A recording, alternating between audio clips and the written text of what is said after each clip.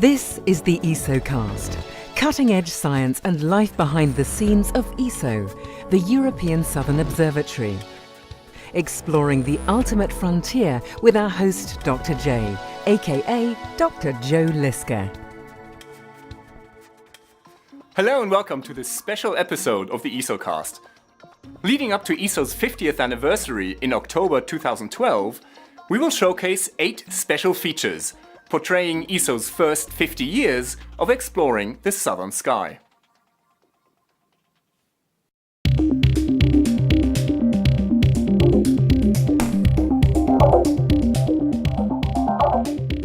Bigger is better, at least when it comes to telescope mirrors. But larger mirrors have to be thick so that they don't deform under their own weight. And really large mirrors deform anyway, no matter how thick and heavy they are. The solution? Thin, lightweight mirrors and a magic trick called active optics. ESO pioneered this technology in the late 1980s with the New Technology Telescope. And this is the state of the art. The mirrors of the Very Large Telescope, the VLT, are 8.2 meters across, but only 20 centimeters thick. And here's the magic. A computer-controlled support system ensures that the mirror keeps its desired shape at all times, to nanometer precision.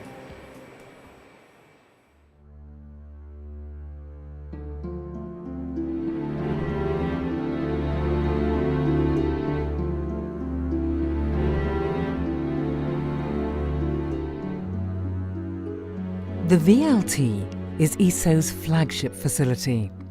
4 identical telescopes joining forces on top of Cerro Paranal in the north of Chile. Built in the late 1990s, they provided astronomers with the best available technologies.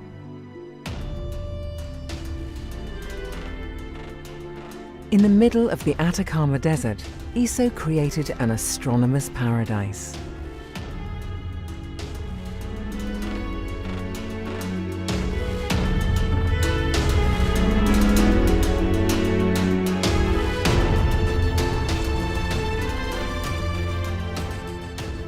Scientists stay in La Residencia, a guest house partly buried under the dirt and rubble of one of the driest places on the planet.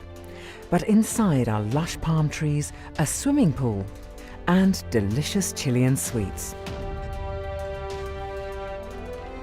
Of course, the unique selling point of the Very Large Telescope is not its swimming pool, but its unequaled view of the universe.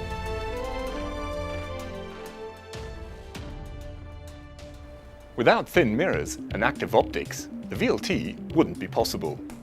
But there's more. Stars appear blurry, even when observed with the best and largest telescopes. The reason? The Earth's atmosphere distorts the images.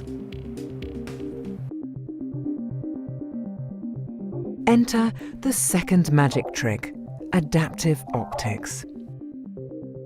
On Paranal, laser beams shoot out into the night sky to create artificial stars. Sensors use these stars to measure the atmospheric distortions, and hundreds of times per second, the image is corrected by computer-controlled deformable mirrors. And the end effect?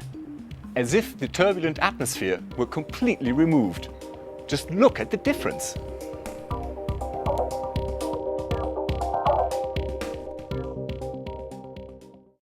The Milky Way is a giant spiral galaxy, and at its core, 27,000 light-years away, lies a mystery that ESO's Very Large Telescope helped to unravel.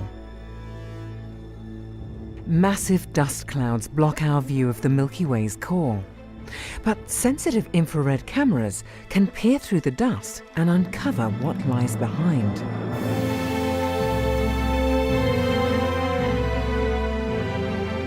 Assisted by adaptive optics, they reveal dozens of red giant stars. And over the years, these stars are seen to move. They orbit an invisible object at the very center of the Milky Way. Judging from the stellar motions, the invisible object must be extremely massive. a monstrous black hole weighing in at 4.3 million times the mass of our Sun. Astronomers have even observed energetic flares from gas clouds falling into the black hole, all exposed by the sheer power of adaptive optics. So thin mirrors and active optics make it possible to build giant telescopes. And the adaptive optics take care of the atmospheric turbulence, providing us with extremely sharp images. But we're not done yet with our magic tricks. There's a third one, and it's called interferometry. The VLT consists of 4 telescopes. Together, they can act as a virtual telescope measuring 130 meters across. Light collected by the individual telescopes is channeled through evacuated tunnels and brought together in an underground laboratory.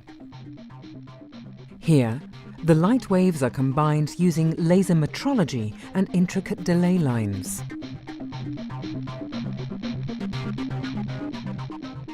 The net result is the light-gathering power of 4 8.2-meter mirrors and the eagle-eyed vision of an imaginary telescope as large as 50 tennis courts.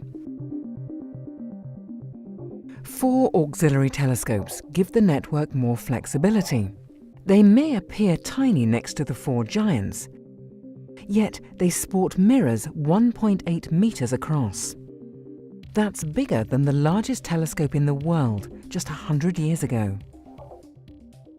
Optical interferometry is something of a miracle. Starlight magic wielded in the desert. And the results are impressive. The Very Large Telescope Interferometer reveals 50 times more detail than the Hubble telescope. For instance, it gave us a close-up of a vampire double star.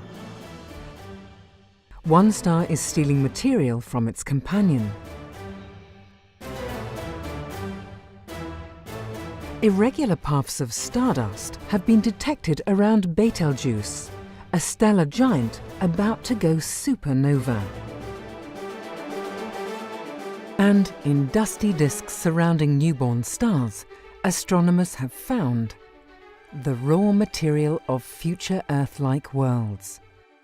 The Very Large Telescope is mankind's sharpest eye on the sky. But astronomers have other means to expand their horizons and broaden their views. At the European Southern Observatory, they have learned to see the universe in a completely different kind of light.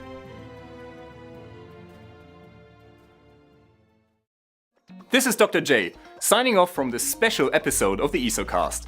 Join me again next time for another cosmic adventure.